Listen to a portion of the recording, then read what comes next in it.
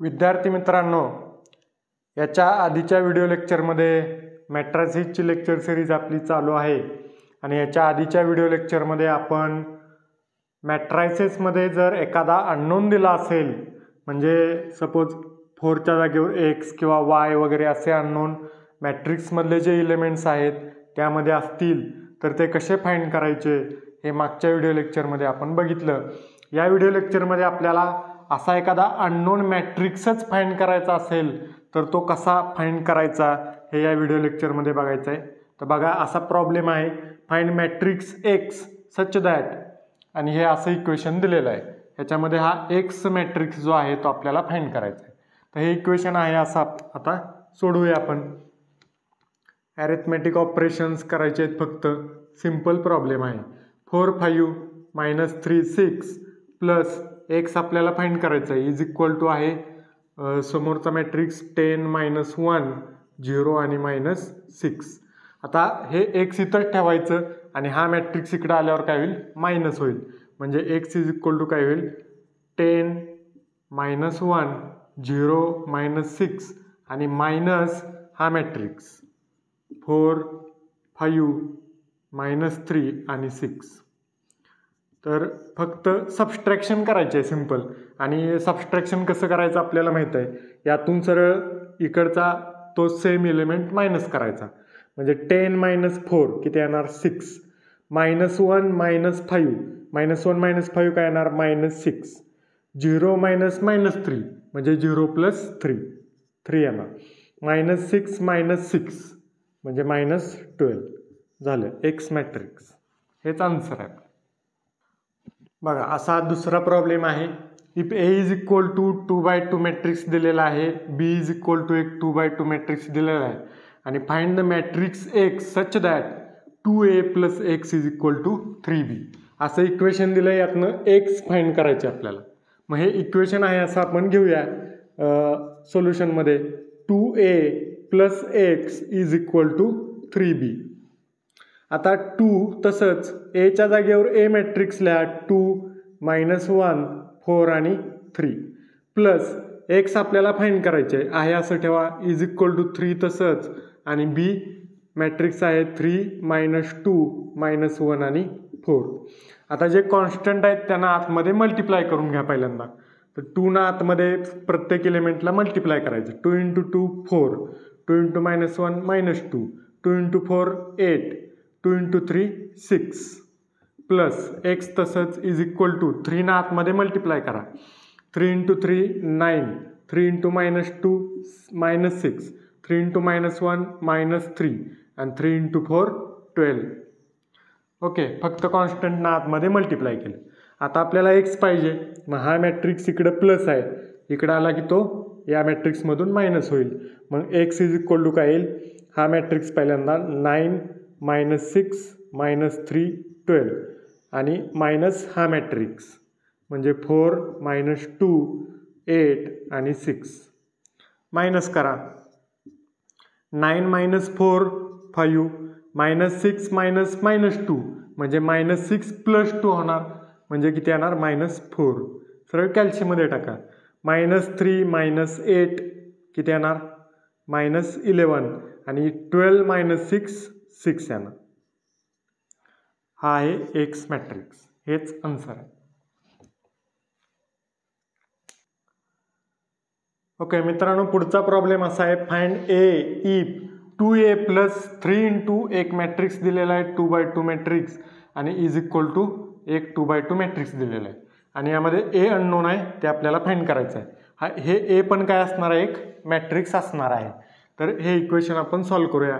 2a + 3 × एक matrix आहे 1 3 2 आणि 5 आणि इज इक्वल टू 5 7 6 आणि 3.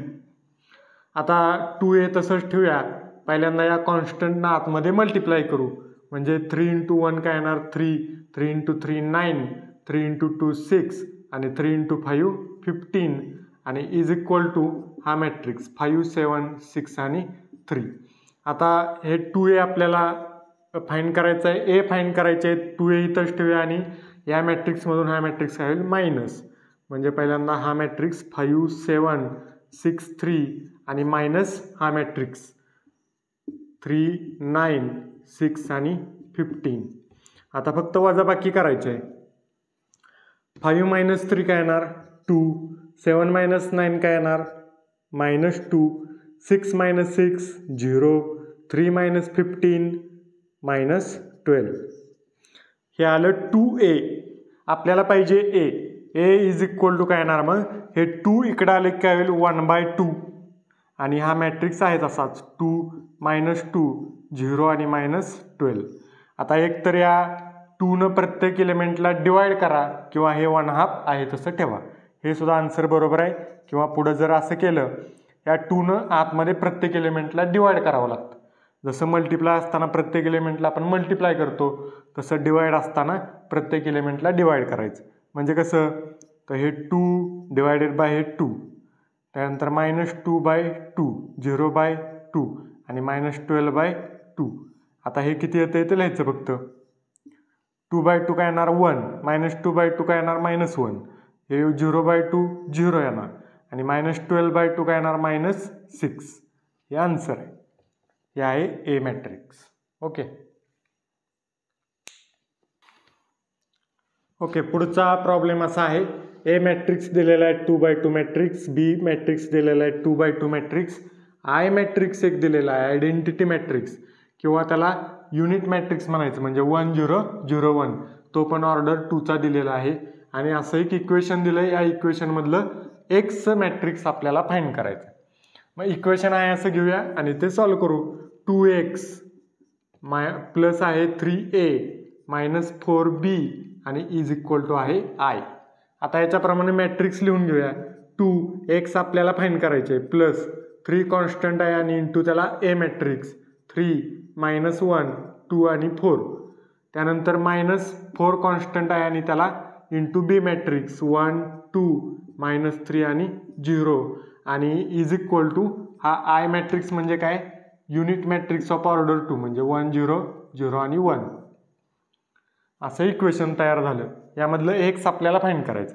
तर 2x तसंच ठेवूया प्लस 3 ना आतमध्ये मल्टिप्लाय कॉन्स्टंटनं 3 × 3 9, 3 × -1 -3, 3 × 2 6 आणि 3 × 4 12.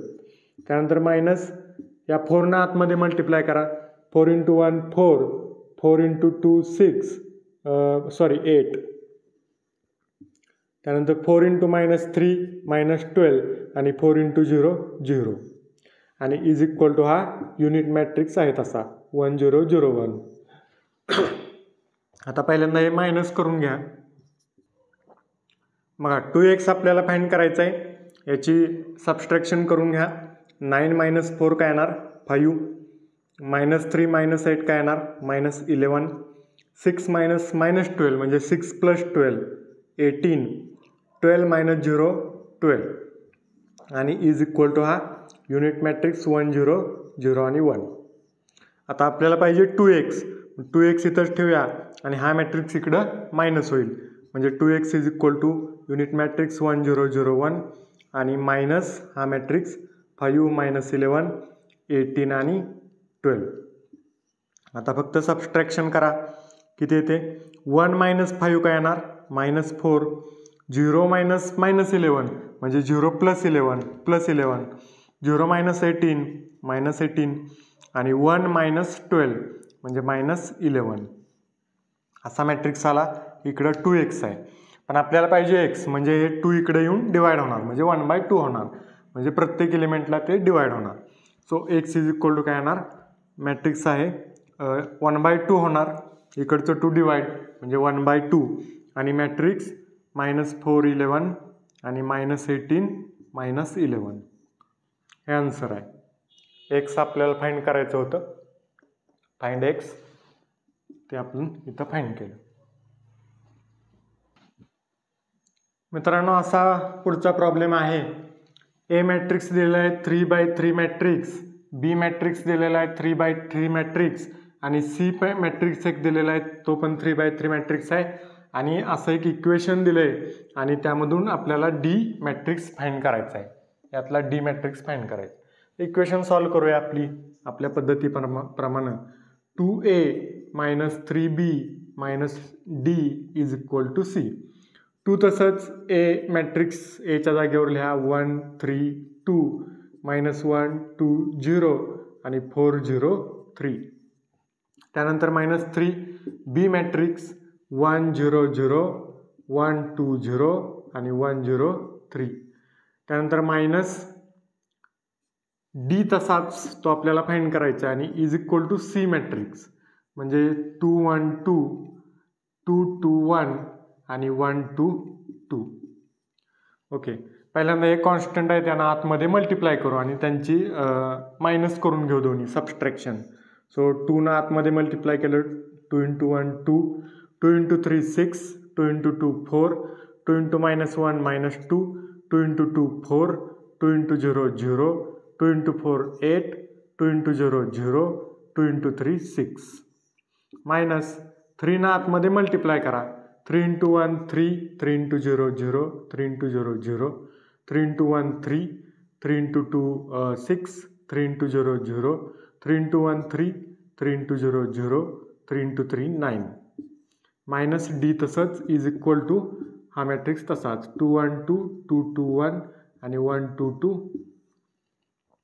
आता हे मायनस करा म्हणजे काय येईल 2 minus 3 minus 1 6 minus 0 6 4 minus 0 4 minus 2 minus 3 minus 5 4 minus 6 minus 2 0 minus 0 0 8 minus 3 5 0 minus 0 0 6 minus 9 minus 3 आणि मायनस डी तसाच इज इक्वल टू पुढचा मॅट्रिक्स तसाच 2 1 2 2 2 1 1 2 2. आता हा मॅट्रिक्स आहे हा इथंच ठेवूया. हा मॅट्रिक्स आपण इकडे आणून मायनस करूया. इकडे प्लस आहे इकडे मायनस आणि हा मायनस डी पलीकडे गेला की प्लस डी होईल आणि तेच आपला आन्सर असेल. सो -1 6 4 -5 -2 0 5 0 आणि -3 हा मॅट्रिक्स मी इकडे आणून मायनस केला 2 2 1 2 2 2 1 1 2 2 आणि इज इक्वल टू हा मायनस डी इकडे आला की प्लस डी होईल. आता यात सबस्ट्रॅक्शन करायचे आणि तो जो मॅट्रिक्स असेल ते आपला आन्सर. सो मी डी इज इक्वल टू असं लिहितो ह्यातलं सबस्ट्रॅक्शन -1 -2 -3 6 -1 5 4 -2 2 -5 -2 -7 -2 -2 -2 -4 0 -1 -1 5 -1 4 0 -2 -2 आणि -3 -2 -5 हा आहे डी मॅट्रिक्स जो आपल्याला फाइंड करायचा होता. तेच आहे आन्सर. या व्हिडिओ लेक्चरमधला हा शेवटचा प्रॉब्लेम आहे. If A is equal to 2/2 matrix दिलेला आहे आणि find the matrix B such that हे इक्वेशन आपल्याला दिले 2a + 3b is equal to 0. आता ते इक्वेशन सोडवायचं यातलं बी मॅट्रिक्स फक्त फाइंड करायचं आहे. सो इक्वेशन घेऊया 2a + 3b is equal to 0. आता 2 तसंच एच्या जागेवर ए मॅट्रिक्स 3 -1 2 आणि 4 आणि plus 3b is equal to 0. 3b इथंच ठेवूया. या 2 ना आतमध्ये मल्टिप्लाय करू आणि तो मॅट्रिक्स पलीकडे घेऊया. So 3b is equal to 2 ना आतमध्ये मल्टिप्लाय करून पलीकडे मॅट्रिक्स तो काय होणार मायनस. राईट,